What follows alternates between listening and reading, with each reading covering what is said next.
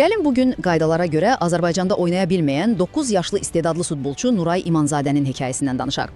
Deməli, söhbət elə bir qızdan gedir ki, böyük istedadı var, amma yerli sistemdəki boşluqlar üzündən özünə komanda tapa bilmir. Maraqlıdır ki, eyni vaxtda İsveçdən ona diqqət var. Gəlin baxaq, məsələ əslində nə yerdədir. Birincisi, əsas problem elə sistemin özündədir. Baxın, Nuray Sumqayıtda məşq edir və məşqçisi ona sadəcə Allah vergisi deyir. Yəni, istedad ortadadır. Amma klubun onun yaşında qız komandası yoxdur. Qaydalar da imkan vermir ki, o gedib oğlanlarla oynasın. Nəticə, ortada istedad var, amma oynamağa yer yoxdur. İkincisi, təbii ki, çıxış yolları axtarılır. Məsələn, AFF, yəni Yerli Futbol Federasiyası məsələyə müdaxilə edib. Təklif edirlər ki, Nurayın başqa bir kluba, yəni komandası olan bir kluba keçməsinə kömək etsinlər. Eyni zamanda İsveçdən də Karlslunds IF klubu onunla ciddi maraqlanır. Hələlik rəsmi bir şey yoxdur, amma bu da bir alternativdir.